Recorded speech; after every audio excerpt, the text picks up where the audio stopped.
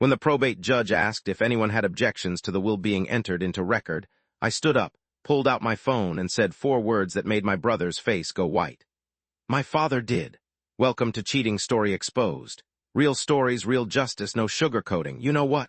I notice many of you watching haven't hit that subscribe button yet. Here's the thing, we drop stories like this every single day. Stories about people who got played, got smart, and got even. If you want to see how these situations really end, subscribe now and turn on notifications. Trust me, you don't want to miss what happens next. My name is Grant Holloway, and I spent 18 months of my life as my father's primary caretaker while my brother spent those same 18 months as his primary thief. I need to take you back to the beginning, to a Tuesday in March 3 years ago when my phone rang at 6 a.m. It was my mother's number, which was strange because my parents had been divorced for 15 years and she rarely called me that early. But it wasn't my mother on the line. It was my father's neighbor, Ellen, using the emergency contact list Dad kept on his refrigerator. Dad had collapsed in his driveway while getting his morning paper. He was at St. Catherine's Hospital. I should come now. I remember throwing clothes into a bag without really seeing what I was grabbing. I remember calling my boss from the car, leaving a voicemail because it was too early for anyone to be in the office. I remember the way the sunrise looked that morning, all pink and orange over the mountains as I drove west on I-40, and thinking how strange it was that something so beautiful could exist on a morning when my world was falling apart. I made the 4-hour drive from my home in Asheville to my father's place in Knoxville in just over 3 hours. By the time I arrived, the doctors had already run their initial tests. My father, Richard Holloway, 71 years old, had stage 4 pancreatic cancer. It had metastasized to his liver. They were talking months, not years. The oncologist was a woman named Dr. Reena Patel, and she sat me down in a small consultation room with beige walls and tissue boxes on every surface. She explained what stage 4 meant. She explained what metastasized meant. She used words like palliative and quality of life and making him comfortable. I nodded along like I understood, but inside I was just a kid again, terrified of losing his father. My brother, Craig, arrived about an hour after I did. He lived closer, just 90 minutes away in Chattanooga, but he'd had meetings that morning. Important meetings. He was a regional sales director for a medical equipment company. The irony of that still doesn't escape me, and he'd needed to wrap up a few things before he could get away. Craig walked into the hospital like he walked into every room, like he owned it. Expensive shoes clicking on the linoleum, phone in hand, firing off one last email before pocketing it. He gave me a quick hug, the kind of hug that's more performance than feeling, and asked for a summary of what the doctors had said. I told him. He listened with that look he always had when he was calculating something. Dad was awake by then, scared but lucid. He looked at both of us standing in that hospital room and said something I'll never forget. Well, boys, looks like we're going to find out which one of you actually gives a damn about the old man. Craig laughed it off. I didn't. Here's what you need to understand about my family. My father built a successful plumbing supply business over 40 years. Holloway Supply Company. He started it with a small inheritance from his own father, a single warehouse, and a lot of 14-hour days. I remember being a kid, maybe 8 or 9, going to work with him on Saturdays. The smell of that warehouse, cardboard and metal and machine oil, still takes me back. Dad would let me help sort inventory, taught me how to read invoices, showed me what hard work looked like. By the time he sold the majority stake to a regional distributor 8 years ago, the company was worth just over $12 million. Dad kept a minority stake that still generated income, plus he had his investments, his properties, and his pension. The man wasn't wealthy by billionaire standards, but he'd done well. Very well. His estate was worth somewhere around $4 million when you added it all up. Craig and I both knew this. Craig, especially, seemed to always know the numbers. He'd been the one to push Dad to sell when he did. He'd been the one to recommend financial advisors to suggest investment strategies. At the time, I thought he was being a good son. Looking back, I realized he was positioning himself, studying the board, waiting for his moment. For the first few weeks after the diagnosis, Craig was around a lot. He came up on weekends, made a big show of helping Dad reorganize his paperwork, talked loudly about getting things in order. He brought spreadsheets. He brought folders. He set up meetings with Dad's accountant, his financial advisor, his attorney. I thought it was just his way of coping. Craig had always been the organizer, the one who needed to feel in control. I handled things differently. I started researching pancreatic cancer treatment options, palliative care services, what Dad would need as things progressed. I bought books. I joined online support groups. I talked to my employer about family leave. I've been working as a project manager for a commercial construction firm for 12 years. Good job, good people. When I explained the situation, my boss, a man named Thomas Wright, looked me in the eye and said, "Grant, your father needs you. We'll be here when you get back. Take whatever time you need." So I did. By May, I had moved into my father's house. The place I'd grown up in, a 4-bedroom colonial on a quiet street with mature oak trees, and a backyard that backed up to a small creek. I converted the downstairs study into a bedroom for him so he wouldn't have to handle stairs. I bought a hospital bed. I installed grab bars in the bathroom. I coordinated with his oncologist, his palliative care team, his pharmacy. I learned how to manage his medications, how to change his port dressing, how to recognize the signs of a pain crisis. It was the hardest thing I'd ever done, and also, in a strange way, the most meaningful. Dad and I had always been close, but those months brought us closer. When you're helping someone in and out of bed, managing their medications, sitting with them at 3 in the morning when the pain won't let them sleep, all the pretense falls away. We talked about things we'd never talked about. His regrets, his fears, his pride in what he'd built, and his worry about what would happen to it after he was gone, and Craig. Craig came by every few weeks with a bottle of wine and a lot of stories about how busy he was. "You're a saint, Grant," he told me once, clapping me on the shoulder while I was elbow-deep in changing Dad's bedsheets. "I don't know how you do it. I just don't have the constitution for this stuff." What he did have the constitution for, I discovered later, was visiting Dad during the brief windows when I wasn't there. The times when I ran out for groceries, or had to handle something at Dad's accountant's office, or just needed an hour at the gym to keep from losing my mind. The caretaker books all said to take breaks, to practice self-care, to step away sometimes. Craig would show up during those windows, always with paperwork, always with something for Dad to sign. I didn't know this at the time. Dad never mentioned it. I think in the beginning, Dad didn't fully understand what Craig was doing either. Craig was smooth. Always had been. Even when we were kids, Craig could talk his way out of anything. He had this way of making everything sound reasonable, even when it wasn't. "Dad, your financial advisor thinks we should consolidate these accounts. Can you just sign here?" "Dad, there's a tax advantage to transferring this property into a trust. It's just routine." "Dad, your lawyer drew up an amendment to update some of the beneficiary language. Nothing major, just housekeeping." Dad was on heavy pain medication.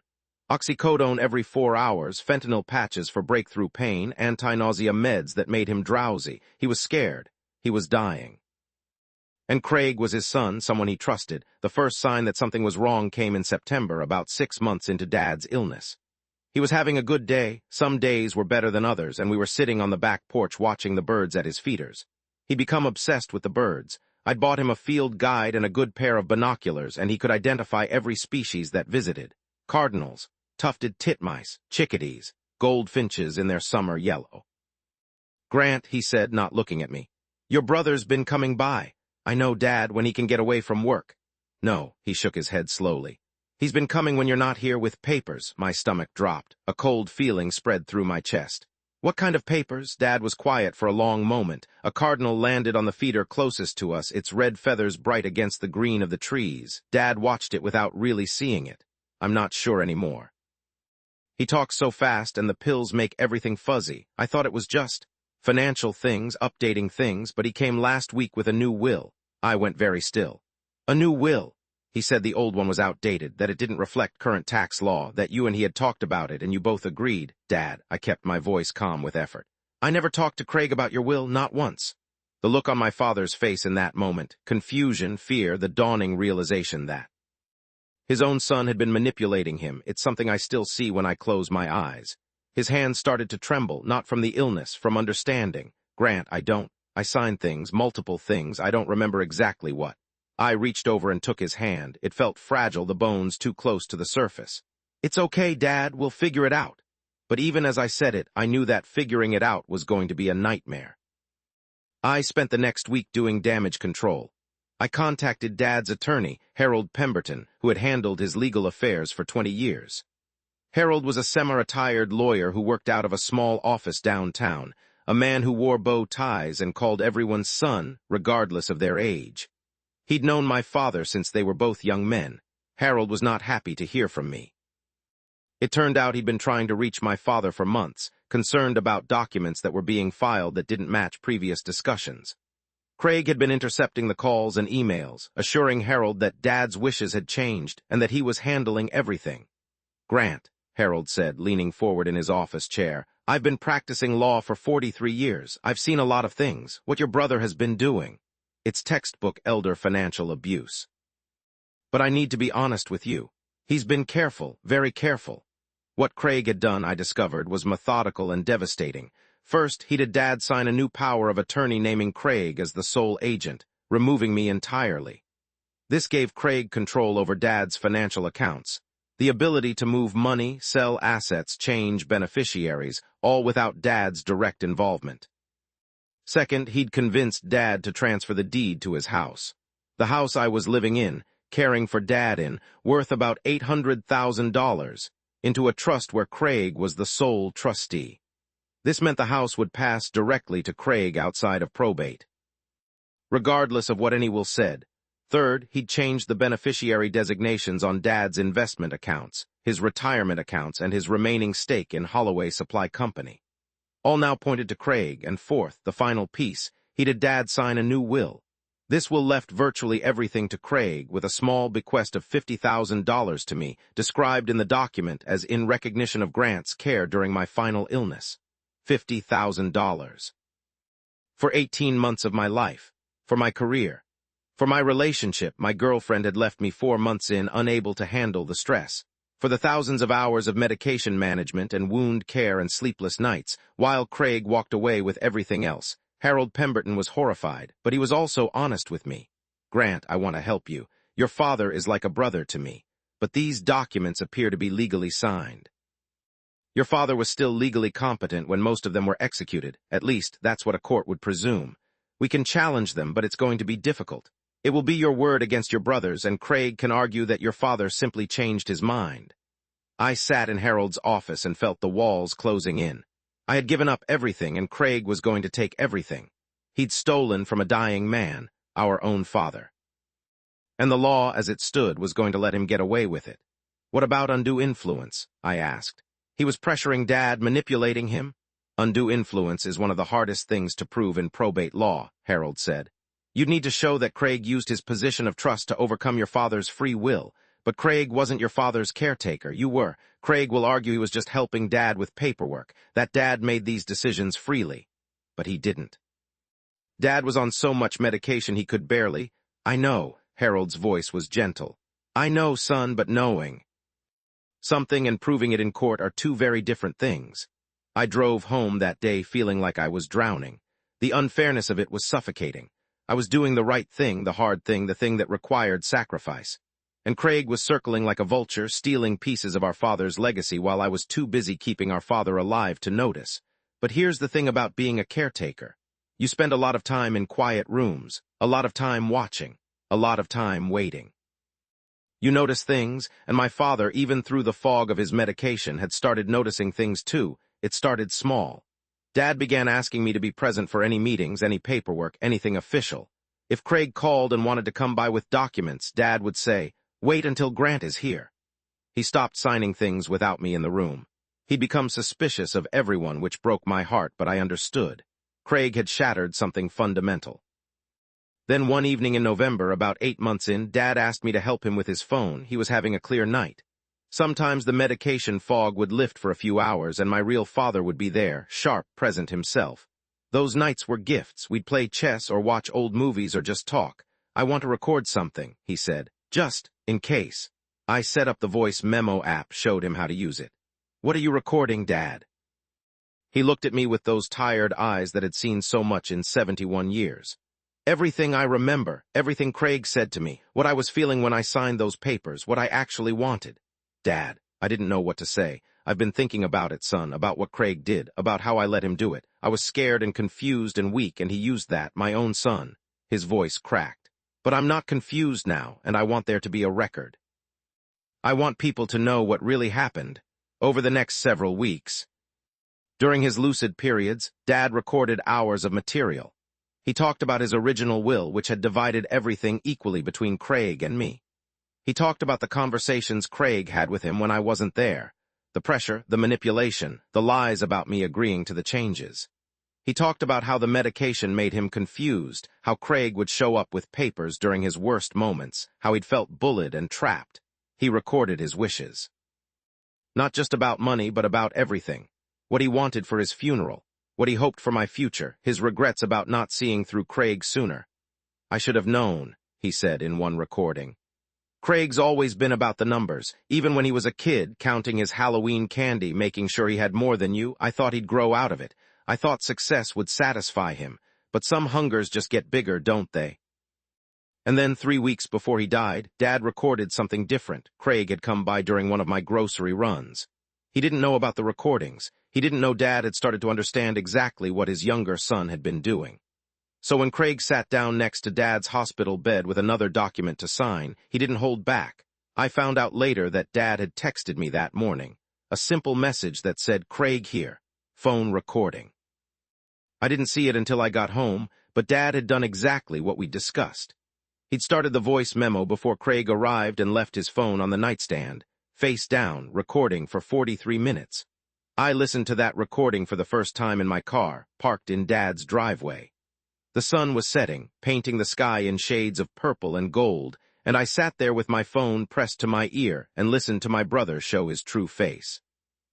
Craig's voice on that recording is something I will never forget. The condescension, the manipulation, the outright threats. Dad, you're not thinking clearly. You haven't been thinking clearly for months. Grant's been filling your head with ideas. He's just trying to get at your money. That's why he moved in here. You think he actually cares about you. He's waiting for you to die. My father's weak voice. That's not true. Grant has been taking advantage of you. That's what Grant does. He's always been the taker. Remember when he borrowed money for that car? Remember when he needed help with his mortgage that time? He's always needed something. I'm the one who's tried to protect your legacy. I'm the one who actually built something with my life. Craig, I want to change the will back. I want things to be equal. A long pause. I could hear Craig sigh through the recording, the exasperated sound of someone dealing with a child. Dad, if you try to change anything now, I'll have you declared incompetent. I have power of attorney. I have control of your accounts.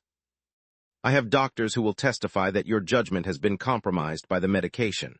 You try to fight me on this, and I'll make sure you spend your last weeks in a facility somewhere while lawyers drain whatever's left. Is that what you want? Silence.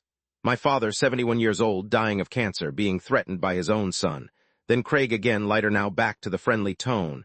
Come on, Dad. Don't make this difficult. Sign the paper and everything stays peaceful.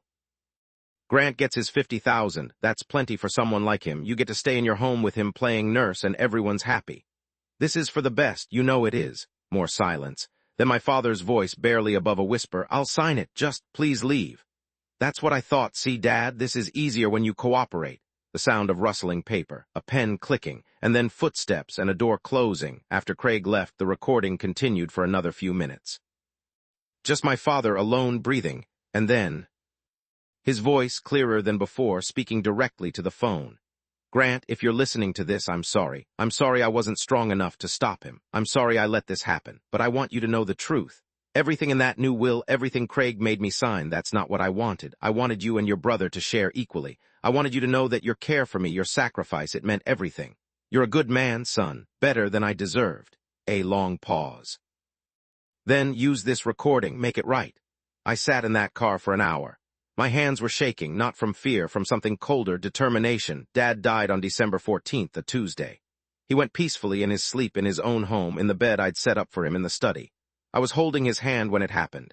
I'd been reading to him, an old Western novel he'd loved when I was a kid, and somewhere between chapters he just slipped away. His breathing changed, got quieter, and then stopped. I sat with him for a long time after, told him I loved him, told him I'd make it right. Craig wasn't there. Craig had a meeting. The funeral was 3 days later. Craig played the grieving son beautifully, expensive dark suit, somber expression. He gave a touching eulogy about Dad's legacy, about family, about the values their father had instilled in both of them. He talked about hard work and integrity and the importance of standing by the people you love. I sat in the front row and said nothing. I was waiting, 2 months later, the probate hearing was scheduled. Craig had filed the new will, his will, the one that gave him everything, with the court. Harold Pemberton had filed an objection on my behalf, citing concerns about undue influence and my father's compromised state when the documents were signed. The morning of the hearing, I put on the same dark suit I'd worn to the funeral. I looked at myself in the mirror for a long time. I thought about Dad, about those last months, about the man he'd been and the legacy he'd wanted to leave. Then I picked up my phone, made sure the recording was loaded and ready, and drove to the courthouse. The courtroom was small and functional. Wood paneling, fluorescent lights, the bored atmosphere of bureaucratic proceedings. Craig was there with his lawyer, a shark named Mitchell Torres who specialized in estate disputes. Torres was everything you'd expect. Expensive suit, practiced charm, a reputation for winning at any cost. Craig looked confident. Why wouldn't he? He had the signed documents. He had the power of attorney. He had a paper trail that showed everything was properly executed. I was just the bitter brother who'd been left out. That was the narrative Craig had prepared. The jealous sibling trying to steal what wasn't his. Judge Patricia Vance presided. She was in her 60s, silver hair pulled back severely, glasses perched on her nose. She had a reputation for efficiency and impatience. She'd been a family court judge for years before moving to probate, and she'd seen every kind of family dispute there was. The hearing began with the basic procedural matters. The will was entered into evidence. Craig's attorney presented the supporting documents, the power of attorney, the trust transfers, the beneficiary changes. Everything neat, everything proper, everything pointing to one conclusion. Richard Holloway had wanted to leave his estate to Craig. Torres made a good show of it. Talked about how Dad had clearly wanted Craig to manage his legacy, how the documents were properly executed and witnessed, how my objection was nothing more than sour grapes from a brother who expected more than he deserved. Then Judge Vance turned to me. Mr. Holloway, I understand you filed an objection to this will. Your attorney has cited undue influence. Do you have evidence to support this claim? I stood up. My heart was pounding, but my hands were steady. I'd been waiting for this moment for weeks. Your Honor, I do. Craig shifted in his seat. His lawyer leaned over and whispered something.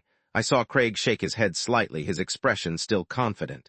I'd like to play a recording for the court, I said. This recording was made by my father, Richard Holloway, approximately 3 weeks before his death. I was not present when it was recorded. My father recorded it himself on his own phone of his own volition. Mitchell Torres was on his feet immediately. Objection, Your Honor. We've had no notice of this evidence. We haven't had an opportunity to. Your Honor, Harold Pemberton interrupted. We submitted notice of this evidence to opposing counsel 5 days ago in accordance with discovery rules. We have confirmation of delivery. Judge Vance looked at Torres. Mr. Torres's face reddened. He shuffled through papers, muttered something to Craig, shuffled some more. Finally, he sat down heavily. We may have received something. I'll need to review. The recording has been authenticated by a digital forensics expert, Harold continued, who will testify that it has not been altered and was created on the date indicated. We also have the original device available for examination if the court requires. Judge Vance nodded slowly, her eyes moving between Craig and me. I'll allow it. Mr. Holloway, please proceed. I connected my phone to the courtroom's audio system. The clerk helped me set it up. The whole process took about 2 minutes, and in that time I watched Craig's confidence begin to crack. He was trying to figure out what I had. What Dad had given me, he had no idea. I pulled up the recording, and I pressed play. For the next 10 minutes, my brother's voice filled that courtroom. Every manipulation, every threat, every lie about me, every bit of pressure he'd applied to our dying father. I watched Craig's face as his own words destroyed him. The color drained from his cheeks within the first 30 seconds. By the time the recording reached the part where he threatened to have Dad declared incompetent, Craig was gripping the table in front of him so hard his knuckles were white. Mitchell Torres had stopped taking notes and was staring at his client with an expression I can only describe as dawning horror. When Craig's voice said, "If you try to change anything now, I'll have you declared incompetent," Judge Vance's expression hardened into stone. When he said, "I'll make sure you spend your last weeks in a facility somewhere," she removed her glasses and set them on the bench. When he said, "Your wishes don't matter anymore, Dad, I've made these decisions for you," she closed her eyes. But the part that really finished Craig, the part that made Judge Vance lean back in her chair and pinch the bridge of her nose, was my father's voice at the end. Weak, medicated, dying, and yet completely clear about what was happening to him. Grant, if you're listening to this, I'm sorry. I'm sorry I wasn't strong enough to stop him. Everything in that new will, everything Craig made me sign, that's not what I wanted. I wanted you and your brother to share equally. And then the final words, use this recording, make it right. The recording ended. The courtroom was silent. I could hear Craig breathing, fast and shallow like a cornered animal. Judge Vance was quiet for a long moment. She put her glasses back on. She looked at the documents in front of her. Then she looked at Craig. Mr. Torres, does your client wish to respond to this evidence? Torres looked at Craig. Craig was staring at the table, motionless. His lawyer had nothing. Your Honor, Torres tried, his voice lacking its earlier confidence. The recording shows a heated family discussion. It doesn't necessarily prove. Mr. Torres. Judge Vance cut him off, her voice flat and cold. I just listened to your client threaten to have his dying father declared incompetent if he didn't sign documents. Against his will. I listened to him admit to leveraging power of attorney to control a vulnerable adult's assets. I listened to him tell a dying man that his wishes didn't matter. She leaned forward. In 30 years on this bench, I have rarely heard such clear evidence of elder financial abuse. Not only am I striking this will from probate, I am referring this matter to the district attorney's office for potential criminal prosecution. Additionally, I am ordering an immediate freeze on all assets transferred during Mr. Richard Holloway's final illness pending a full forensic accounting. Craig finally looked up. His face was ashen, covered in a thin sheen of sweat. Your Honor, I can explain. You'll have an opportunity to explain to the district attorney, Mr. Holloway, not to me. This hearing is adjourned. The gavel came down like a gunshot. The fallout was swift and devastating for Craig. The district attorney did pursue charges. Elder financial abuse, fraud, and exploitation of a vulnerable adult. The case made local news. Craig's face was on the evening broadcast, looking shell-shocked as reporters shouted questions at him outside the courthouse. Craig pleaded guilty to reduced charges to avoid trial, where my recording would have been played for a jury, where he'd have to sit and listen to his own voice threaten our dying father in front of 12 strangers. He received 3 years of probation, mandatory community service at an elder care facility, which I found particularly fitting, and the requirement to pay full restitution. But the money was the easy part.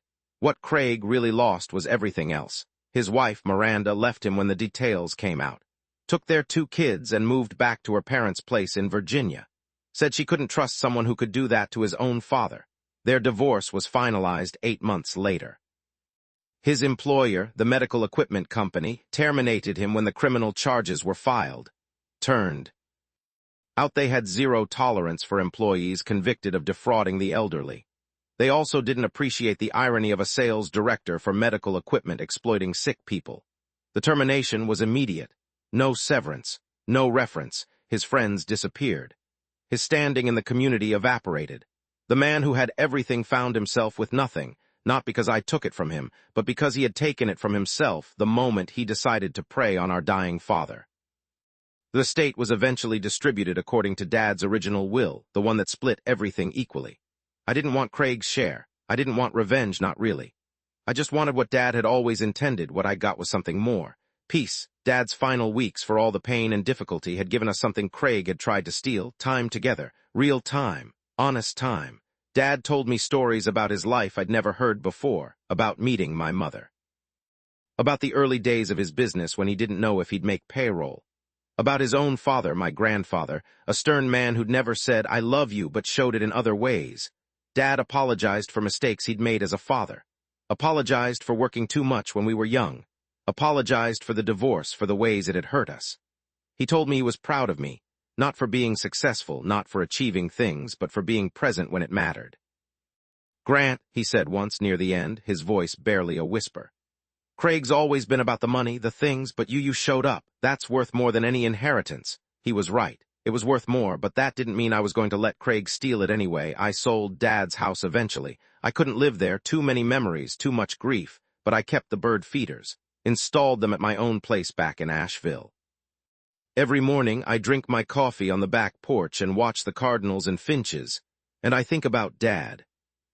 I think about the lessons he taught me, not just in his life but in his death, about what family really means, about how paper and signatures mean nothing if the heart behind them isn't true, about how the people who really love you show up not with lawyers and documents but with their time and their presence, And I think about Craig out there somewhere living with what he did.